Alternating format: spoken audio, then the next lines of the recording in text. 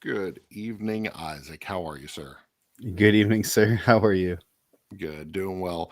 Man, it is the bearded hat chat tonight. Oh, We've got our well, buddy Ric White. is there a third? Oh, Oh, snap. beards and hats. Hey, You let me on the show. We let you on the show. I know it may be the worst decision we ever make, but we and they're stick not with it. all 21st century hats either. That's So true. 25th century. We got a Spider-Man hat, and we got Venom, how dare you? Venom hat, Um, and then Seattle something. Seattle Kraken. Strasburg sock. Oh, no. What? The NHL team from Seattle. So, because represent, Okay. I Yeah, don't know. because you live in Seattle. Anyway, Yeah. this is the game chat. We're here to talk about games sometimes, Sometimes. and this is our buddy Rick. Rick, I've known you for Too long. a dozen years. No, I've known you a long. I've known you as long as I've known Aaron. That's weird. Yeah. Wow. So, yeah. Yeah. So anyway, we've Rick writes with us at One Board Family. He's also an educator. Rick gave me a whole bunch of things that like he's achieved in his life, Mhm. but one stood out to me. He looks really nice in khakis, Yeah. and so that's the only one of those things that I'm going to mention. Yeah. So, Like pants or shorts or I think both of them. types. oh, Yeah, so All all of of them. Yeah. fair enough. So, yep. All Yeah. right. So let's get this thing started. So I wrote the questions this time around. So, Yes, you did indeed. yeah. So, it's going to start with a Halloween question. I got my Halloween games behind me. My yard is halfway decorated because I apparently caught the flu. And I'm very sick right now. So it's not decorated. I think you should wear a mask for the episode to keep us safe. This is why we use the internet. So I don't cough on you guys. Yeah. Gotcha. They're speaking of 25th century games. Is there Chad in the comments there? Oh no, who invited that guy? That is true.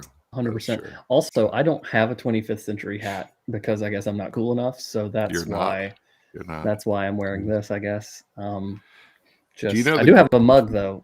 Do you know the greatest? Do you know the greatest slight in the world when it said that that 25th Century Games is now following One Board Family like a week and a half ago. So anyway, got that notification. Yeah. Starting question: favorite Halloween costume from your childhood? You're but a wee tyke. What Halloween costume do you remember so much? I think I can go. Yeah, you go first. So first. The one that my family liked most was that I was dressed as Alfalfa from the Little Rascals as you like would make a great Alfalfa. Oh, as a little kid, I was great. But the thing about it is that I didn't know who that was. It actually happened before the new movie came out. Yeah. Or before the 90s movie. And so like I was very confused as to what I was wearing. But I remember Peter Pan also was pretty solid, running around in tights. Yep. I think those are the only two I can remember, though. I think I ended up going as those several years in a row to save money on costumes. So that's the way to go, man. That's kind of how it ended up happening. I mean, it wasn't for me to save money, but So now my thing is I at my school ended up having a Batman costume that I bought that I wore like 6 years in a row until the cowl started to disintegrate and I had to buy a new one. That's really nice. That Batman costume, like Josiah's actually looked at like a nice high quality Batman costume. I think he could pull it off. So I'm very self-conscious about my hat right now. Like there's a lot of hat stuff happening and I just do you need to flip it backward to look cooler? Hold on, let me see. Is this does that look? Oh man, I look like Ryan's really good. Ryan's Google chat picture. All right, there we go. So everybody thinks that my Google, if you've ever messaged me on Gmail personally, my personal account, I have a shot of a backward hat and I have have a fake, like, drawn on mustache, like a pencil themed mustache. We were joking around doing something while we were doing some missions work at a homeless ministry. And so everybody thinks that is me in a do-rag with a tiny mustache and a gold chain on. Everybody. Like, I've gotten that multiple times. I had somebody tell me one time, they were like, "Do you think that's appropriate to have as your?" I was like, "What's inappropriate with it?" They were like, "Well, you wearing a do-rag." And I'm like, "I'm not wearing a do-rag. It's a backward hat." You know? So, let's just say maybe we update our picture from like 20 years ago. Maybe that's the thing that we think about doing. Maybe. I think we don't have any audio from Isaac. He's probably been talking. How about now? I haven't been talking. Good now. Sorry. I hate getting in our game chat notes and seeing that picture because you look like a backup dancer for Smash Mouth in that picture. Like there we go. It's not good. So, time to change. Ryan, were you a backup dancer for Smash Mouth? I was. I came out there in a fur coat. It was great. Yeah, I know it. Rick looks like the third cousin of Backstreet Boy trying to tell everyone he was in the original band, but they cut him because he was too cool. That makes sense. It's true. I was actually in O-Town. That's so sad. I know that. Good evening. Looking forward to this topic. As a high school studies teacher, I can and do use games in my classroom, not as much as I'd like to. So cool. Awesome. You'll probably have some insight here. So let's go favorite costume from my childhood, Karate Kid. I wanted a Karate Kid costume so bad because they were the thing. Every Walmart and Kmart had Karate Kid costumes. Instead, my parents got a used gi from somewhere. I don't know where. Ew. But I acted like it was Ralph Macchio's Karate Kid costume. So I mean, what's really the difference to some extent? I mean, it was the symbol on the back. Worst you should have drawn on it with like a permanent marker. That's true. Worst costume was forgetting about Halloween, coming around and forgetting that we were allowed to dress up a certain day of the week of school and dressing like a hobo 3 years in a row. So I love Chad bringing it back, going to the original, the shower, best Karate Kid costume. So for me, it was the like grade school plastic costumes that came in the cardboard box, and the mask was like, probably made of asbestos, and the costume was a sheet of plastic, basically. So Superman like ones.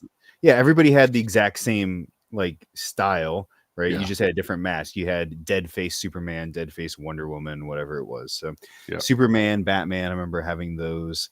Those are probably my favorites from as a kid, and I still have my Superman one somewhere put away. They're coming back. I was at Spirit Halloween this weekend and looking around, and they had boxes with the original like plastic masks and a costume packed inside.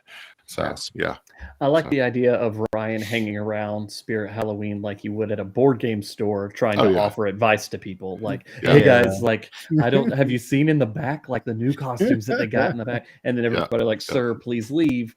We're gonna have to put you on a list. Yeah.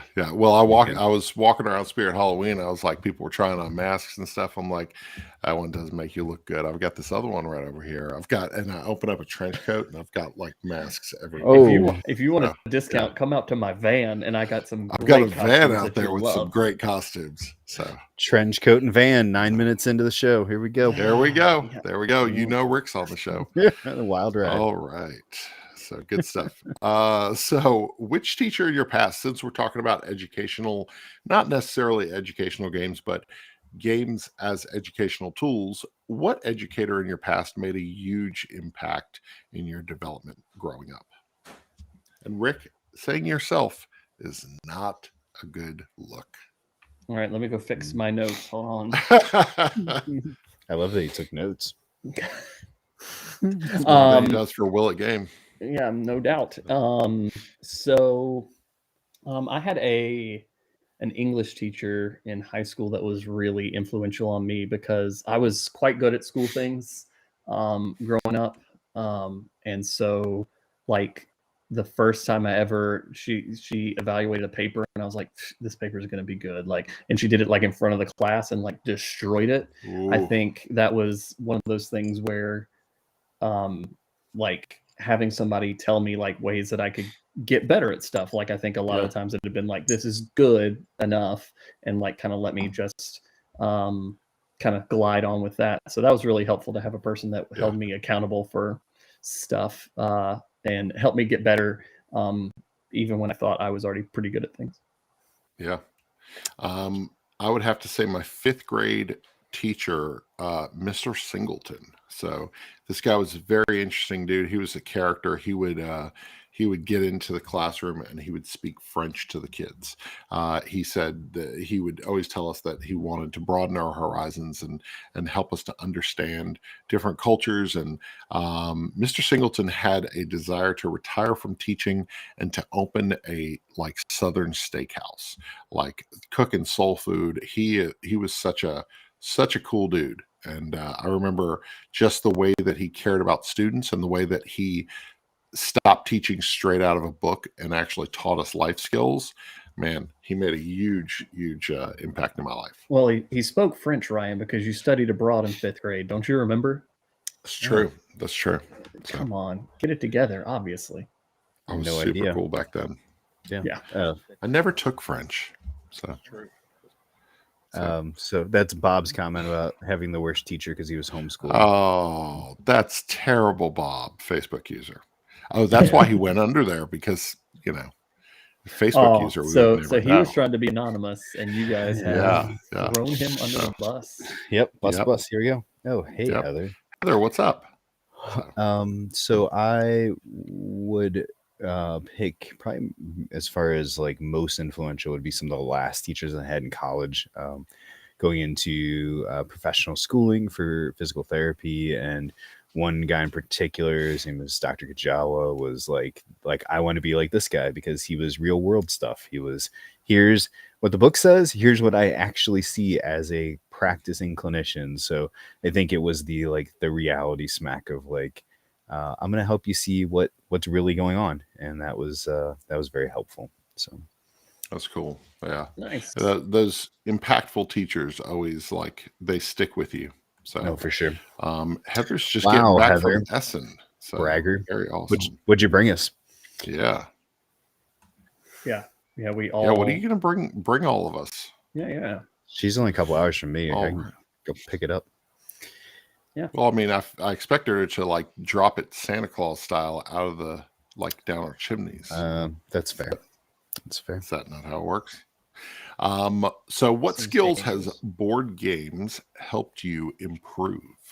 When you think about improving a certain skill set or anything like that, what skills have improved due to board games? Let me pretend to deeply think about this for a moment. Okay.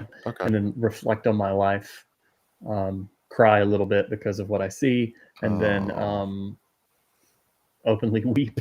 And then I think, not money management. No. All right. So it's interesting. Like there are, I think, a lot of things that you don't realize. I think for me, the past few years, it's been thinking about how I explain things. Like in being a teacher, that's obviously part of what I do. But when I play a game, 70% of the time, I'm also teaching that game, and so I end up playing 4 different games at once because I'm helping other people learn it. But making sure that I hit details the right way, making sure that I speak at a pace and illustrate things the way that that anybody could understand it. I haven't really thought deeply about how that might impact my teaching skills in a classroom, but I'm sure there's a lot of overlap there.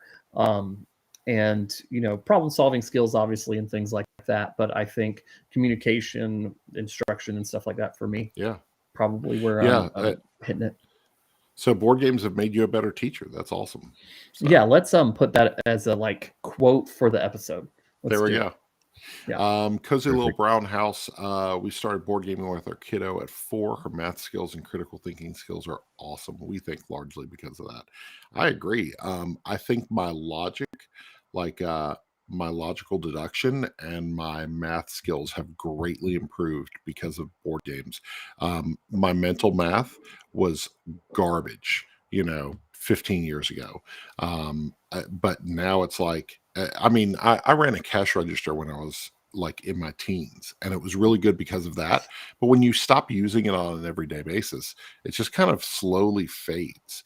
And then when you're playing board games, Aaron and I were sitting here playing a board game right before the show, and I was just calculating, like in my head. I'm like, okay, I'm like 5 points off from her. Okay, I'm like 3 points off. Okay, she's 8 points up. And that's because I play so many board games, so. You're learning. Yeah.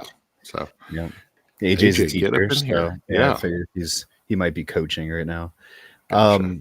Yeah, so I don't math out games a ton. Like, I don't really, like what you're saying there, I don't really think a lot about I just kind of like, I'm more of a plow through and hope I did the best versus everybody. But some games have made me get more into that. Like, I like to just take moves, see what happens, move along. And we've talked about it. Like, Caligo is a game that forces me into like way more critical thinking than I'm comfortable with doing. And so it's helped in that manner. And I don't math at all. I just bull in China shop and I see if I'm the last bull standing. But that, and I think from what Rick said, the same, like, I tend to teach a lot of the games because a lot of them are new games that I end up having to get to the table so I can review them. And so I've learned like people's teaching styles, right? Like, I know this guy wants a crazy explanation, so it's going to take longer, versus we played a game on Saturday night and I knew the two I was playing with would be good with an overview and a teach as we went. So kind of learning how to manipulate or not manipulate, learning how to maneuver around the people at the table. Yep. So. Because all three of us have had to like teach so many games, I think that it's probably true that we like learn the nuances of trying to like, understand at what point is too much and at what point is like, is it just enough to like take in, get right. Yeah. So, everything good, Rick? There was a loud bang in my house, and Sarah ran down with one of the kids. So I think he's okay though. So we're fine. Okay. Yeah, one of my kids a couple weeks ago on the show, Kendall like tripped and fell into a laundry basket, slammed up against the wall, broke the laundry basket, and like I was like, hold on, I'll be back in a minute. Well, it's one of those that sounded like a grown person falling down, but like they're 3 and 1. So I was like, what happened? We'll figure out weigh the like sound 30 later. pounds. Yeah, so, we'll figure out what that was later. Yeah.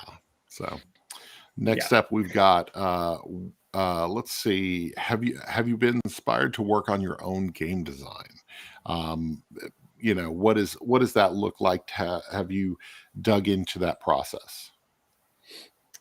So one thing I have done is I've taught a board game design class several years at my school, and I actually had a lot of help from folks in the design industry. Chad's been incredibly helpful with it. But as part of that, I wanted to help out, and I developed a quick game design that involved it was like a 9-card game and involved like flipping cards and moving them around. And I have no idea where the rules are for that or anything at all. I did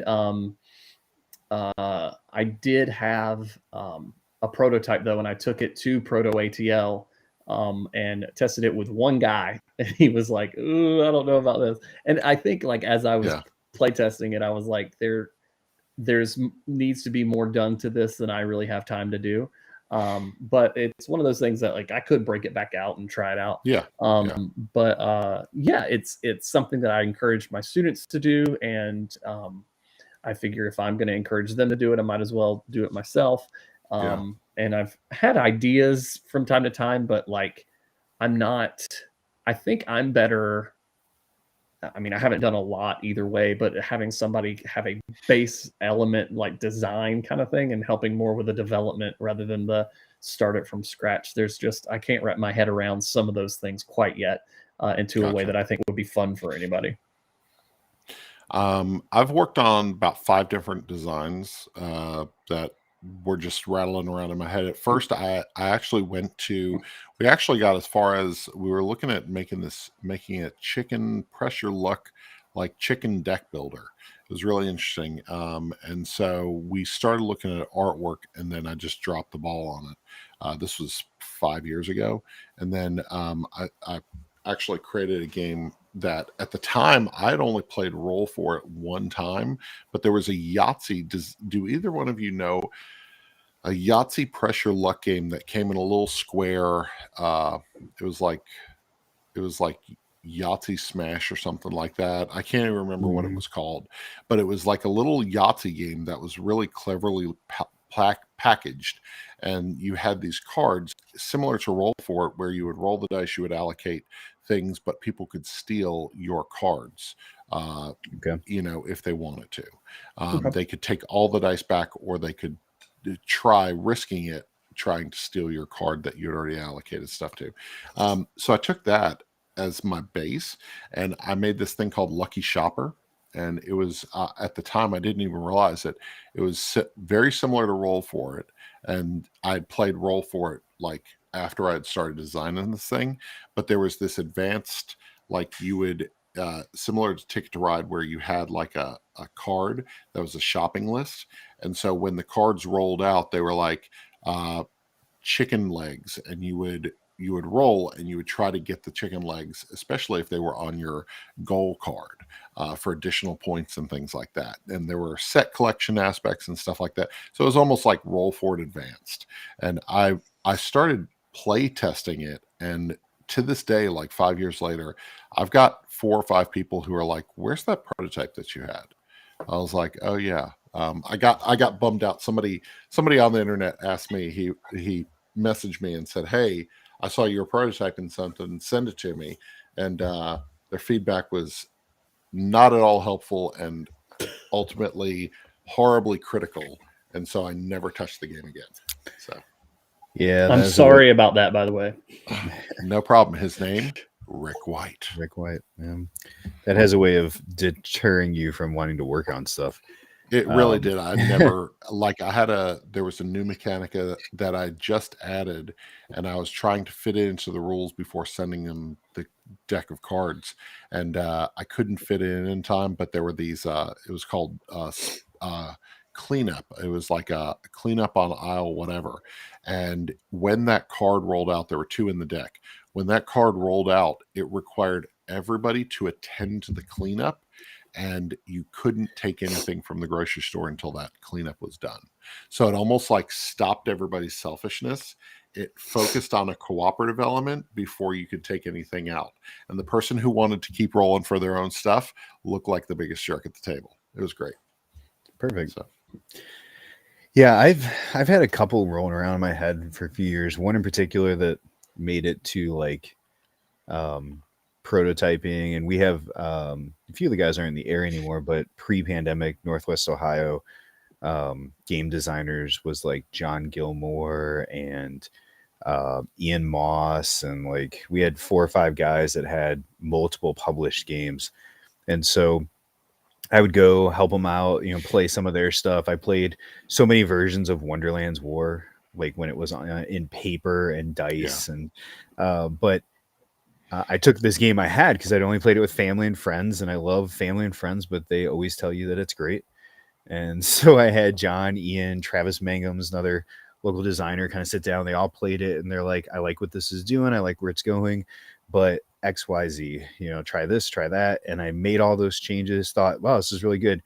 Reintroduced it to friends and family who were like, "I don't like this version at all. I liked your other version," which kind of left me in this like, what am I doing with this thing? And I literally haven't touched it since then. And it's a fish game. It's a dice building bag where you have different colored fish that can they basically go into like a breeding tank and put a blue and a yellow together, and you make a green, and that's for your fulfilling set orders. And I have all these ideas with it. I just haven't like I haven't done much with it since then. Yeah. I am dropping names. Yeah, I gotta. Then Chad Elkins. No, Chad hasn't come up with anything. I do have another couple that I've tried, and Hank said in there too. Like Hank's helped me with a few of these. He said helping friends develop their game ideas. Like Hank's played through a few of these, and I have one in particular that I think like I really want to pursue harder because it's a simple card game, and I feel like that's a great place to start. Yeah. Right. And there's a game with the same name coming out, so I'm really kind of same theme name. So I'm watching for that. It's supposed to come out this year, and then see if what I've got's any different. But it's fun, right? I think we play so many things that you just start thinking like, well, what about this, and what about if you tried that? Yeah. And, I mean, you guys have made a podcast out of literally doing that. Well, some of the crazy things, and Rick can tell you this too. Some of the crazy things is when we see designs that mirror some of the stuff that we pitched, because our stuff that we pitch on Will It Game is absolute bullcrap. And so but I would play some of the things. Some of them actually sound good. There have been 3 that I was like, I could definitely sit down and work on this for like, 50, 60 hours. There was one that I created. It was called Pulp Fiction Pioneer. No, John Travolta Samuel L. Jackson movie. Maybe. I'm excited. Pulp Fiction Pioneer, I think it was called. So anyway, there was this mechanic. There was this game about being a comic book publisher back in the early days of the comic book, heyday, and it had all these things about like getting recruiting people who were like artists, street artists, and stuff like this. There's a lot of stuff. Anyway, I see an ad show up. This was 3.5 years ago. I see an ad show up for a thing called Age of Comics, which is actually ending its run on Kickstarter right now. So I was like, what is this? It's called Age of Comics, and like I looked at some of the mechanics and I was like, what is happening here? And so I reached out to the couple who created the game. They're in Rome. They're in Italy. And I reached out. I was like, hey, I just want you to know that I created this like fake game 3.5 years ago. I pitched it, and there's some things that are overlapping. I just wanted to like touch base with you and just say, hey. And it was purely to like get to understand where their design came from and how close it was to what, and it wasn't about the money. Yeah, Ryan wanted money. No, I'm just kidding. I wanted money. I wanted $5. But there were some similarities. But actually, I really enjoyed getting to know that couple and knowing where Age of Comics came from. And so we got an opportunity to preview Age of Comics just in the past month and a half, and actually, it's really good. Like it's a really good game, and I really enjoy what they did with it. And so, in some way, I'm so glad that something that popped out of my head that I was like, oh, I could see making this. Something similar exists, and that's really cool. We had a couple others. I think my favorite overlap is one that I pitched that was about robotic boy bands. Yes, and creating a boy band made of robots, and somebody made essentially that game. And I was like, how is this an idea that 2 people had simultaneously? But it was pretty random. I did forget something. Hold on. I'll be right back. You guys talk about something. Who cares? So he pitched that one to Jamie Stegmaier, actually. So really? That was an interesting one. I remember that. I remember Jamie being on. I don't remember the specific. Yeah, so robot boy band thing. And so we actually went back to their Instagram with the company who did make that. We went back to their Instagram to see their development stuff, and their development started a couple months before our episode. So okay, sure. Nobody's stealing our ideas. I mean, these. I was going to point out for the most part. I was going to point out that I'm technically a published board game designer because I designed an expansion for Macaroon. So that's true. That's true. So. Well, now that you've brought it up, Rick, now that you've said, you know what, bring the focus back to me. Let's talk about you. Please. So I wanted to ask you, being an educator, tell us a little about who you are in the education field, what you do for a regular job, and then how you have used board games to mix into education. So Yeah, so I am a teacher, have been for 13 years, mostly math, but I've also done social studies. I'm currently teaching a STEAM class for middle school students that involves like some coding and stuff. So I've done a little bit of everything in education. And part of what I try to do, there's a lot in education that is a little bit antiquated in my opinion, as far as like content that we require people to learn.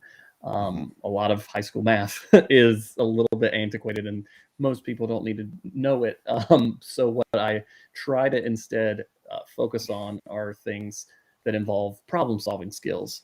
So like in my classes, I had a like unit on problem solving because to me, I mean, there are applications and things like the SATs, you got to do some problem solving with word problems and stuff like that. But just like general, you know, being able to look at an issue and find a solution, especially when there's not like a single right answer, I thought it's a very valuable skill for people to learn. And so that's kind of what my focus has been on. And so I've used games in a lot of different ways. Some of them I'm going to talk about later. So I'll hold off on the specific ones, but have really kind of gone out trying to find different ways for people to learn things. And I think that games are a way in which you're constantly, if you're doing it right, you're thinking through like a strategy and thinking through like, I could try this and this would be the result, or I could try this and this would be the result. And then understanding like when you try something and it doesn't work, going back and prototyping or, reflecting on it, trying again, something slightly different. I think all of that is stuff that is incredibly important for people to know how to do. And it's not something that most people ever have like direct instruction on. Like you don't very often sit in a class and learn how to be a problem solver. You don't sit, there's a lot of skills that teachers generally will take for granted. They're like, somebody has taught you along the way how to take notes, right? Somebody has taught you how to study for a test. Somebody has taught you how to be a problem solver. And a lot of the times that's not true. They've never actually learned those things. And so what I try to do in a lot of my classes is focus on like skills that can apply anywhere. Of course, we're still going to learn, like I'm teaching calculus right now. We're learning derivatives. Yes. Okay. But I'm also got my kids doing a data analysis project to where they're seeing, using rate of change, which derivatives measure, in order to figure out, like they're going back and looking at old COVID data and seeing like when we're increases, when we're decreases and things like that. So, I mean, being able to actually apply what you know, even if you don't know the little details. Let's not forget that calculators and Google exist, which happens a lot. I think, I'm sure, back when we were in school, they were like, you might be in a situation without a calculator. There are still people that say that. And my response has always been, if that's the case, there's a bigger problem at hand, because like the apocalypse is upon us, because everybody has a calculator and there's one within probably 5 feet of anybody at any one point, maybe even several. Yeah. So there's a lot of stuff that like we're in a weird place where the things that we need to know and the things that we don't are all in flux. But the thing I think is always going to be important is how do we solve problems? And so that's the thing that I really focus on. And I think games do a really great job of helping you do that and practice that in a fun way. That's cool. Love it. You spoke about it earlier. You said that. Sorry. Stop it. Cover your mic. You asked the question, Isaac. Sorry, Here's a commercial for Sovereignty while we're waiting. You Sovereignty. That thing Sovereignty. Making come through the No, I did it right that time. Sovereignty. You distracted me. Sovereignty. Mispronouncing their name since 1987. Yep. They've only been around for 2 years. Okay. No, that Instagram page has been around for a long time. Oh, that's true. So Rick, you've been bringing board game designers and publishers into the classroom, which is a really neat experience. Like, I know as a kid, I was into board games, but like, I never got to meet somebody who designed a board game, you know. Right. Your students are getting to meet designers, whether it's over the internet, or on a video chat, or actually coming into the classroom Yeah. prior to COVID. You know, so what is that like? How have you seen the kids grow in kind of their understanding of what board gaming is and how it can be helpful? It's been really interesting for them to see, like when you think about things like Monopoly. Monopoly, in our minds, almost there's not a creator. Monopoly is just a thing that's always been there. You know, it's not something you generally think that somebody came up with this idea. Somebody designed artwork for this. You know, it's just, that's Monopoly. It exists. That's Sorry. It exists. It's always like that, you know? And so I think if you in those ideas, and so then, you know, those are the games they're familiar with, and they might see something that's on a shelf or something, but it's just something that exists. They didn't think about it being made by a person. And so I think it's really interesting for them to think through, like, you know, whenever we do this, there's always a couple of about half the students make like a different version of a game that already exists. So I usually start it's been 2-week classes. Usually the first few days we play a bunch of different types of games that they've probably never experienced. And sometimes they'll build something off of that, something they enjoyed. So like one year I had a group make essentially a copy of Spyfall. And they really, you know, had fun with it, and they had some interesting tweaks to it, but nothing that was like out of bounds. And then every now and then that you'll get somebody that kind of just comes out of nowhere with a cool design that has nothing to do with anything, and you're like, that's really cool. Of course, there's also, you know, the one group that wants to make a trivia game, and they insist on making 100 cards for it, and so they just sit there in every class and make a trivia card.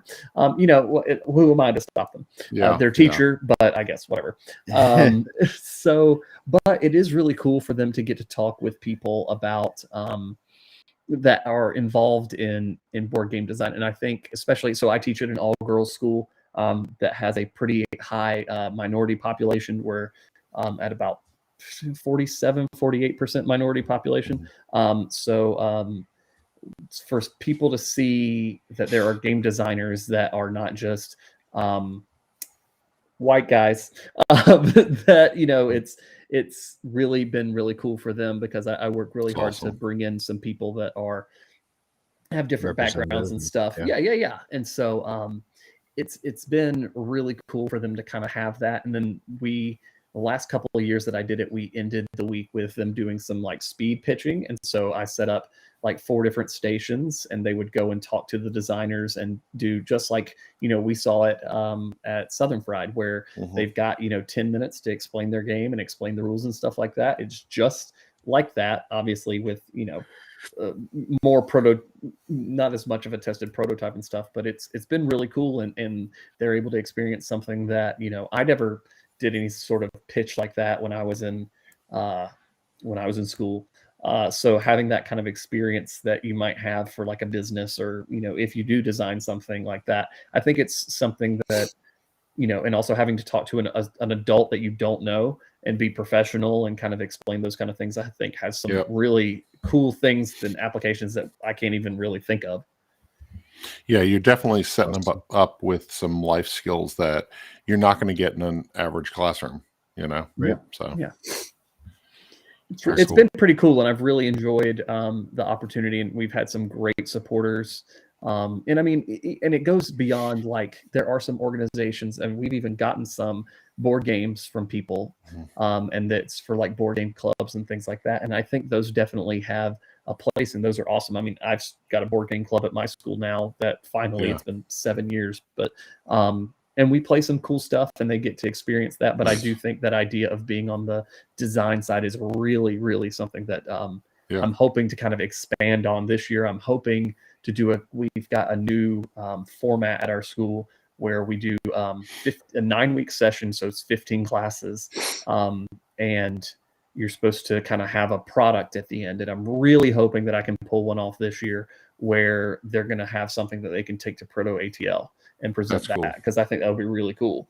Nice. So that's something that I'm shooting for this year.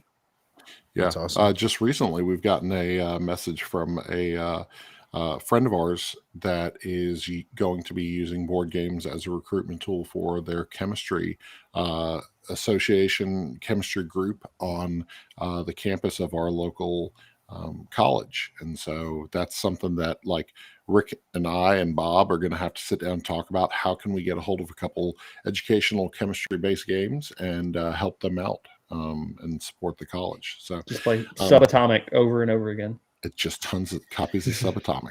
Yep. So let's talk about 5 games that have educational value. And so these can, we can either be just straight educate. This obviously is to educate somebody on this topic, or it can be used to teach in some way. So I don't know, since this is kind of a nebulous top 5, I don't know that the order matters. Do you guys care? No, Order each one of these is always each matters. one. Each one's different, doing something completely different. All 5 of mine are doing something completely different. So we'll just go 5 to 1, no specific order. So, and because we will give them an order, but it doesn't matter. It doesn't matter. Because I have the flu, I didn't feel like pulling all these games out. So how dare you? I'm just going to Can you describe just the box hold up? to you. Will you hold up the same box for each one, and let the box be something that has nothing to do with the games that you're Sure. talking about? I got a copy of Juicy Fruits right here. Perfect. Or I was going to say, grab the Bloody End behind you for Halloween. Yeah, there you go. Perfect.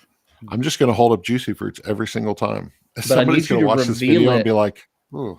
I need you to reveal it each time, like it's not Juicy Fruits, okay, and like that it's going to be a surprise each time that you do it. I'll do it. I should have. I'll play along. This is for the people that are going to join later. Yes, which don't exist. Like, but which don't exist.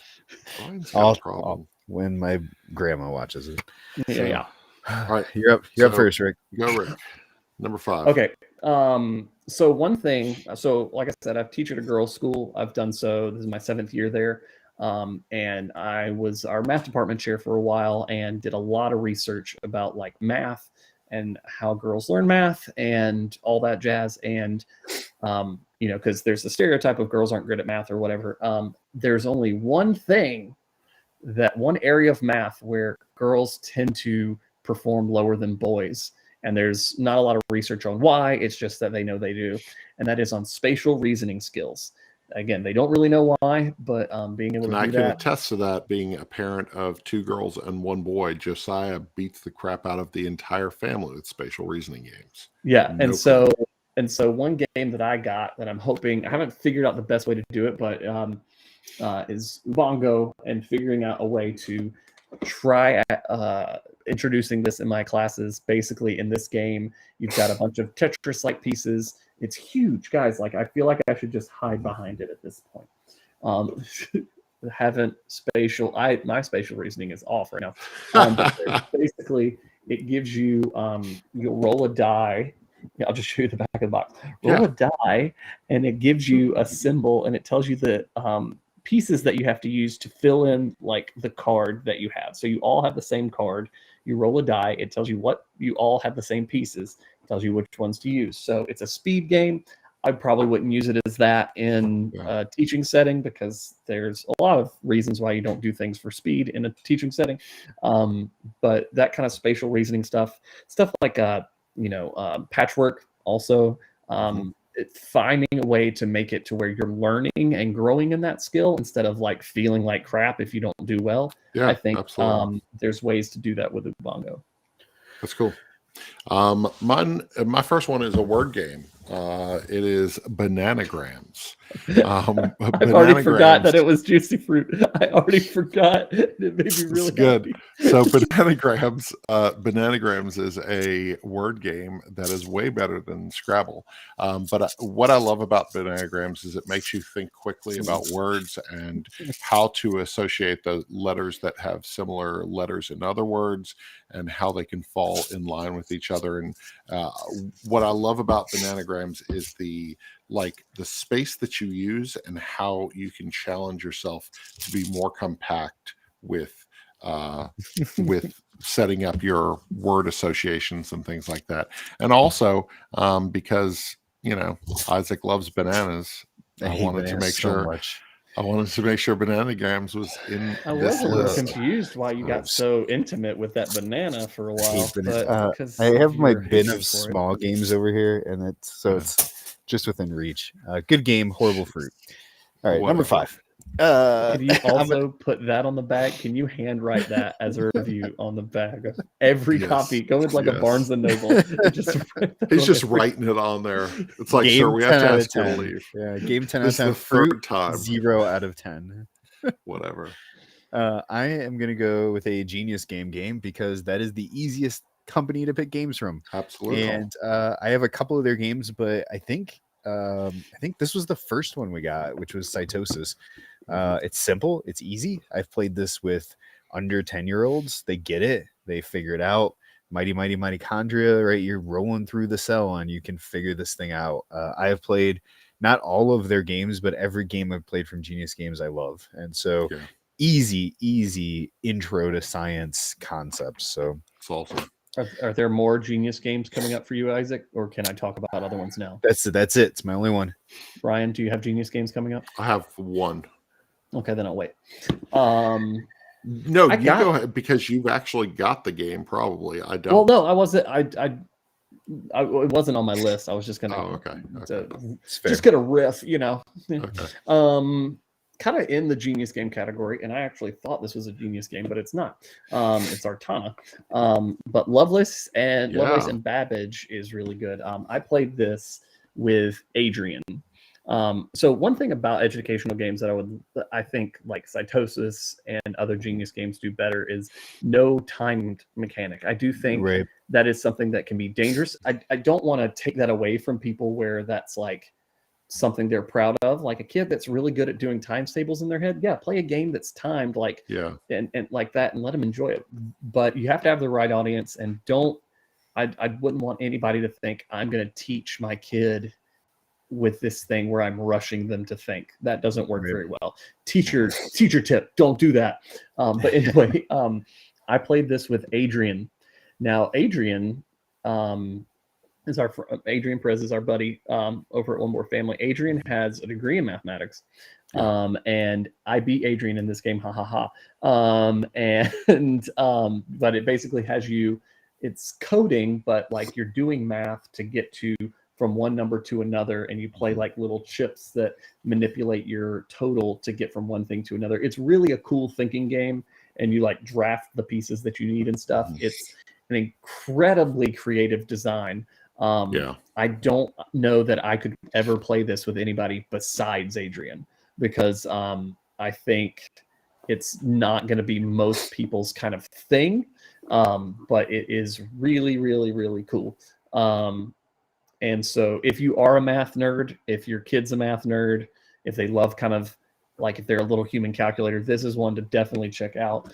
I don't know if you can get a copy of it anywhere, but like used things exist, so go find it. Yeah, absolutely. Very cool. You actually did a review for that on our site. Really good stuff. Yes. There's a game called Constellations that is over there on the bottom shelf. No, Constellations is a game. What now? Hold up the juicy fruit bar. Oh. My next one is Constellations. Oh, that's a good game. Constellations is all about building the night sky. And the mechanics are similar to something like Century Spice Road, where you're basically spending these resources to get constellations, and as you put them into the night sky, they have to line up in certain ways in order to get the most number of points. But then there's also this perfection. There's this advanced rule set where you actually have to put the constellations next to the constellations that are actually in the sky for real. And so there's an advanced type of game in the box that forces you into trying to fit things almost like a puzzle and work it out. It's really good. It's a really good design, and it's really underrated. It's a game that was actually kickstarted by a former rocket engineer, and so he's gone on, and I think they've done 3 different games now in the series. But Constellations is a really solid one. I've actually bought it for a couple people, and friends have ordered it online. And there's a night watchers, like watching the night sky guide to like finding constellations in the sky really cool. inside the book, which is really neat. So it's awesome. I am going with a game that inspired me to learn more about this particular type of animal or animals, and that was Wingspan. Because honestly, like I had 0 to no interest in birds. Absolutely, started playing this game, and I was like, why am I so interested in these birds? Like, why do I want to learn more? And the art and the style in this game, you sit down, you read the little text, and any game with extra little flavor text, I love to read it. And this really kind of spiked my interest in, and I haven't, not like I've joined any type of birding group, but that Facebook group for Wingspan. Yeah, probably. The Facebook group for Wingspan is one of the coolest groups because it's like 50% board game nerds and 50% birder nerds, and they share very different worlds but come together around this game that represents things they enjoy. So it's high on my learned a lot of stuff game. That's really cool. It's awesome. Number 3. So again, in talking about learning different, that's a good joke. No, don't encourage him. Boot him. That's a good one. Just boot him. Good job. Yeah, that's just rude. Right. Listen, rude. All right. Really? Okay. I like to teach communication skills, and so Codenames is a really good one for that. I don't want to talk about its usefulness because you probably already know. Let's talk about the time Ryan and Rick did a Codenames tournament at a board game convention. Let's do that. Ryan, would you like to do storytelling time about that? Yeah. So Rick and I jumped into we thought we would do pretty well because we're friends. We thought we would do good. We both understood the rules and how this works. We even win one game? I think we just lost 4 back to back. No, there was literally a round in which one of us picked the assassin in the first turn. That's right. So we lost. It was a best of 3, and we lost on the first turn. Yeah, it was so good. It was so good. Yeah, we got destroyed, and it was a little bit humbling. Because we went in with fat heads. So.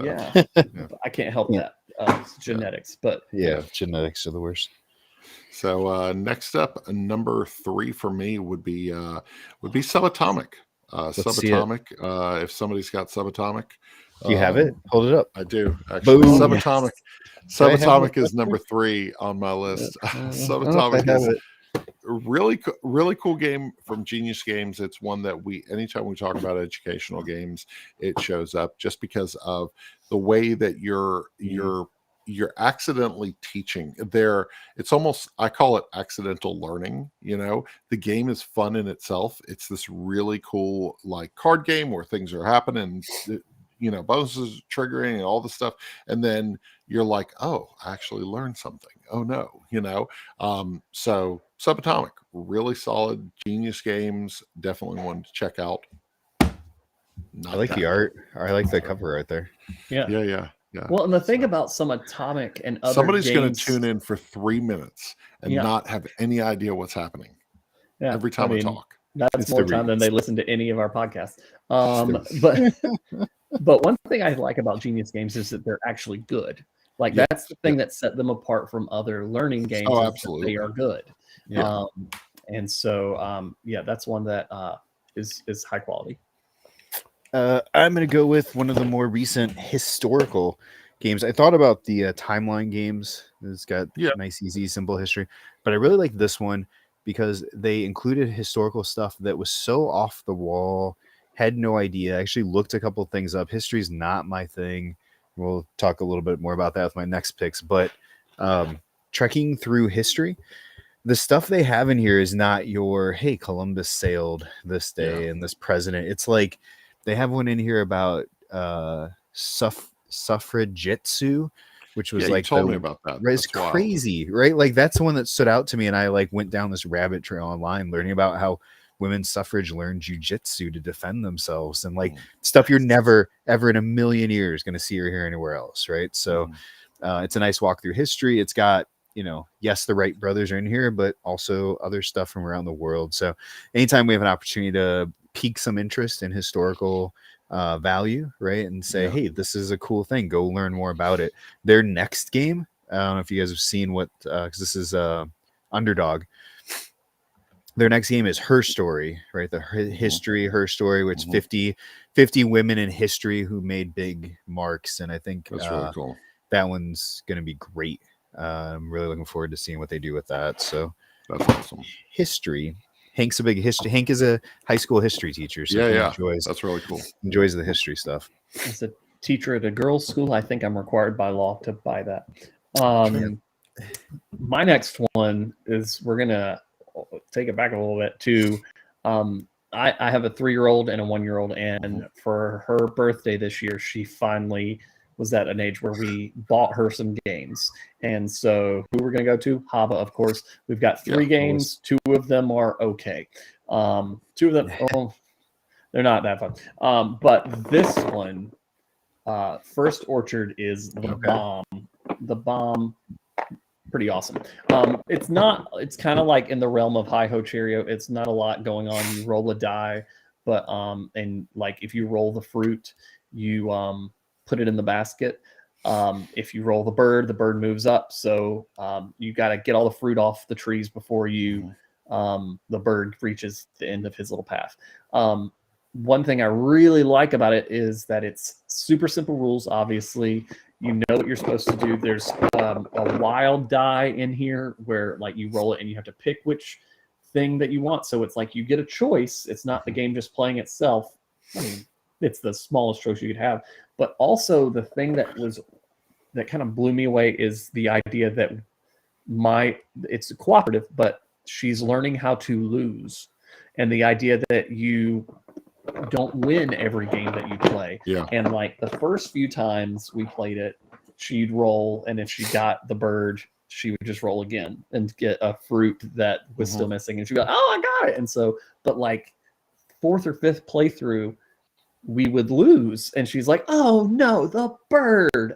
But like we had a very positive attitude about losing. Cool. And so I mean, maybe I'm cheating to say that I'm teaching. It's a game that teaches you how to play board games. I could also talk about colors and things like that for 2+. But like that idea of her learning how to lose, I think it's not as apparent in the other Haba games. They don't have like, the goal is not as clear as to what you're supposed to accomplish. But yeah, it's a really cool idea, and really, I think I really like it. That's really cool. Yeah, we some friends of ours actually got a copy of that game at a thrift store, and they bought it for their kids, and they love it. They're not love to have found it at a thrift store because it was quite expensive, new, but but you know, as all Haba games are. My next game is Museum. Museum. The art on this one is great. Museum, Vincent Dutray did the illustrations for Museum, and it is a really, really cool game. Rick and I played Museum at Origins 2018, was it? Sure. 2017. Anyway, I actually did not like the game at all. I walked away from that demo, and I was like, well, that's a no. And then I played it later in its final form, and I was like, I really like this. And being a fan of art history, the way that the game is illustrated and has little pieces of information and where it comes from in the world, and it immediately engages you to dig into what that piece of artwork is and where it came from and who did it. So I really like Museum. Not only is it one of the best set collection games out there, but it is a really cool educational tool to learn art history. So I like it. Yep. I kind of battled with. I always have way too many on my list, but as I'm sitting here, I thought one of the things, especially with the kids when they were little younger, as we moved out of the Hava stuff, out of the Hi Ho Cheerio, and some of that was some simpler dexterity games, and so games where you steady a hand. And there's one from Haba with the dragon's eggs, and I can't think what it's called, where it's you have to move a ring and keep the gems on. So there's some dexterity to that, but because I always throw it in whenever I can. I mean, who doesn't love a good dexterity game? Hamster Roll is a fun, crazy big thing. Great opportunity to throw on the table and kind of teach kind of what the mechanics and the movements look like. And frankly, it's a fun dexterity game. There's other, like we have it's a little bit of physics, like what's the cow here? It's what's the cowboy one? Flick 'em up. Flick 'em up. So like Flick 'em up feels more like a board game, right? Is more strategy based, where this is just kind of a, hey, let's try some dexterity, let's see what happens, have a good time with it. Still one of my favorite games to get out for people that go, what is this? And they go, oh my gosh, this was a ton of fun. That's cool. So, I mean, kind of in that same realm, like Junk Art, we've played at a family reunion, and with like a 4-year-old, he pulled up to the table, and I was like, I don't know if this has gotten. He did fine. So I think Jenga kind of, next step, right? Yeah, exactly. So, what's your last game to educate somebody with? Well, it wouldn't be Rick on a show of some sort if he didn't mention Sherlock Holmes Consulting Detective. That's true.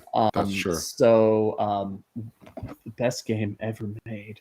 I've never heard of it. But make sure you get the version that has good editing, or you will be sad. So there's like 4 versions now, but I have played that in a teaching environment. I did 2 classes during my problem solving unit, and I had a class that had only 6 people in it. And so in the other classes we played as part of our problem solving, we did 2 Rooms and a Boom, where they were kind of working on deduction a little bit. That was a bit of a stretch. Good game, but just not really doing. And I also had to adjust it to not talk about like assassinating somebody in the school setting. Probably for the best. But Sherlock Holmes Consulting. Exactly. Sherlock Holmes Consulting Detective was really cool because I gave like 2 kids the map, 1 kid the book, 1 kid the directory, some of them the newspapers. Like we split up all the different things. And so it worked really well. And so they had to kind of think through the information that they were given. They had to come up with an idea, try it out, see if that worked. Like the problem solving process that I teach of, define, prepare, try, reflect, that kind of process. It was easy to kind of point out what they were doing along the way. And so that's one that I think you could really, in a, like I just said, in a school setting, I mean, somebody could really go out on a limb and make something that was like history based, and really dive into making something like this that would work really well with a curriculum. It would take hours to create, but it could be awesome. But these are cool. And these, kind of the idea of how you find the answers to things, how you, it's not perfect, but getting to a deduction. I think this works better than even like a Chronicles of Crime or a detective series.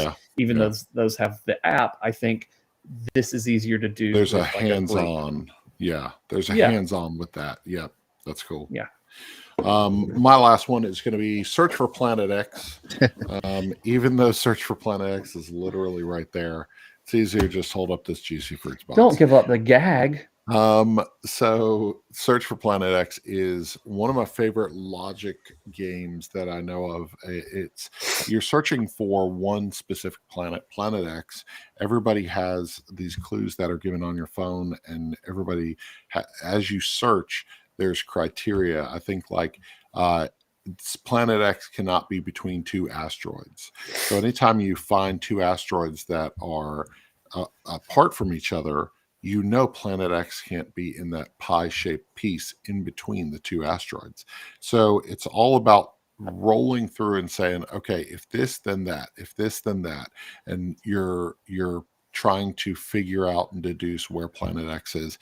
It plays really, really well. It is one of my favorites. And there's more advanced settings in the app. And then you can even play where there are 12 pie pieces versus 8 pie pieces to kind of make it even harder. So really awesome game. So teaching logic and deduction. So I like the cover art on that one too. Yeah. Super solid. Similar to some of the other ones I've picked. Yeah, pretty much the same. I mentioned history. Anytime a game has a heavier game, has a historical element that seems interesting, I end up rabbit holing to learn more and more about it. And what I've been playing lately is going to be that. But for my 5th pick, I had to pick one of my favorite heavy games. Need a 2-hander for this one, and that is Lisboa. Move that guy out of there, Lisboa. There you go. I'm not a history guy. Like, again, no idea.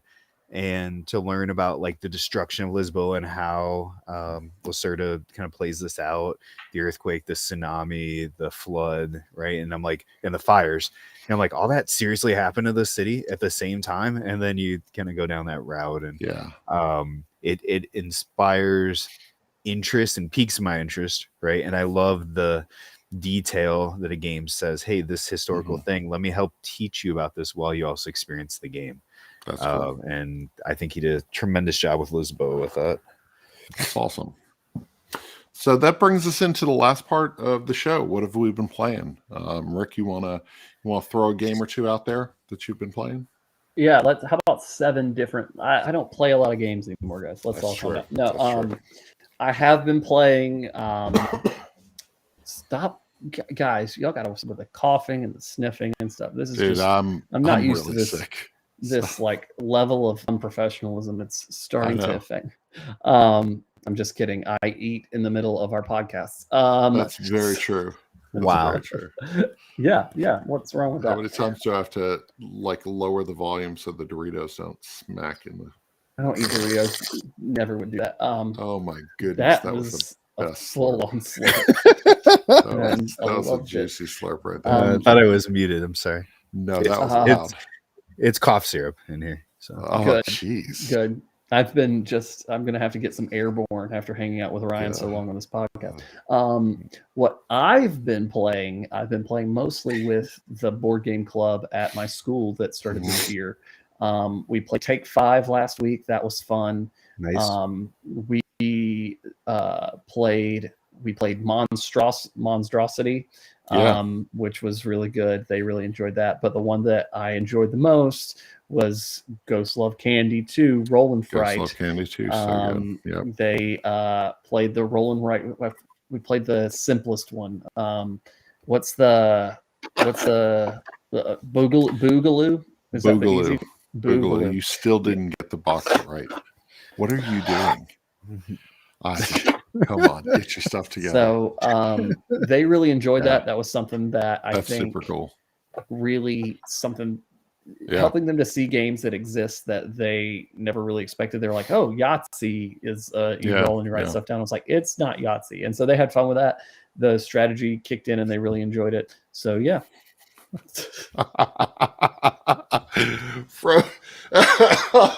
Oh man, you broke Frozen Banana. Oh man, it's my favorite card.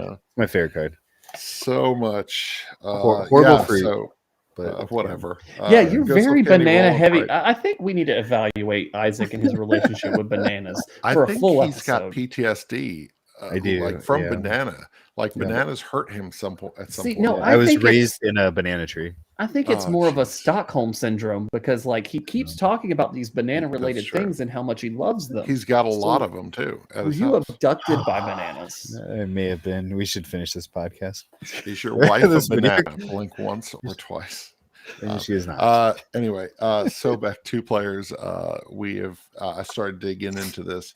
Bob and I were able to get together last weekend, not this past weekend, but last weekend and play Sobek 2 players. It's really good. I like it. It's like chunky tiles, really cool artwork. I'm really excited about getting Aaron to play this one. I had forgotten that I had played Sobek, the card game, the original game on Board Game Arena during COVID. I'd forgotten about that. And then Ready, Set, Bet. I picked up a copy of Ready, Set, Bet because of all the hype, and we have played it 3 times already. So good. I have not played it, but I have been the announcer every time, The and it app's is out. hysterical. Yeah, I like announcing, but yeah, I do too. I really like the announcing part. I just want really to do. Yeah, it's fun. I like the announcing part. Yeah. I will. Have you looked at the app yet? No, I haven't. All right, we'll talk about it in a minute. Okay. But yes, Let's awesome. drag this episode out, guys. Yeah. I think this should Yeah. be the first 2-hour episode. Let's keep 2 it going. hours Let's with roll Rick. it along. So, I'll just give you one. Speaking of history, okay. started looking up stuff on this week because I was like, why is there a funeral procession on the cover of this game? And Lacrimosa from De Vere Heard that's is good. so good. It's midweight Euro. It's Mozart is dead. He started his last composition, which is true, the Lacrimosa, the Requiem, and you're helping design and develop the last bits of that music with different composers, which is actually what happened in real life. And it's great. Like I thoroughly enjoy this one. Nice. De Vere does not disappoint. Right? I haven't played a bad game from these guys, and love the theme because it's different. It's not Euro. Name every midweight Euro has the same type of theme. This one with the music is just really cool. So there's not elves in it. Are there elves? I said there's not. That means it's different, right? I need more elves in this game. So. Yep, no elves, no bananas, my kind of game. Oh man, that'll do it for this episode of the Game Chat. Rick, thanks for coming on the show. Well, I have 17 more games to talk about. Where are we going? You can find Rick. You can find myself. You can find both of us over at One Board Family. He does stuff over there. He had the day off on Friday, so he was supposed to write a review. So we'll see. Where is it? I haven't seen it. I don't know. In here. That's where he's storing all them reviews. That's where all the good stuff is. He will write something. Rick's usually good for a holiday wish list. It's funny because anytime the holidays come around, I write the holiday buyer's guide. Rick writes the what could you buy me for and it Christmas. has never worked. It's never worked. You've never gotten one of those games, but nobody buys me what I want. Year. It's really kind of rude at this point. Yeah, it's fair. So I give and I give and I give and I give. That's all you can do. You're just that's all you can do. We are at Gaming with Sidekicks on pick your social media, Facebook, Twitter, Instagram, the TikToks where you can find some One Board Family TikTok material. Yeah, you seeing my TikTok game? I'm trying to upgrade it. Catch up. Do it. Come get with me. Trying to. Yeah, that's where all the kids are. So that's where we're at. And don't forget to check out the Will It Game podcast whenever it actually comes out. Who's the next guest? You're supposed to be the next guest. Oh, I thought you just had somebody. I thought you just recorded. I thought you just recorded. Supposed to, and they dropped out. We did not. So, yeah, he's a bum. Yeah, that guy is the worst. That guy. So anyway, check us out online. Thanks so much for joining us. This has been the Game Chat, and hey, go play some cool games and have fun with people. See ya. Bye.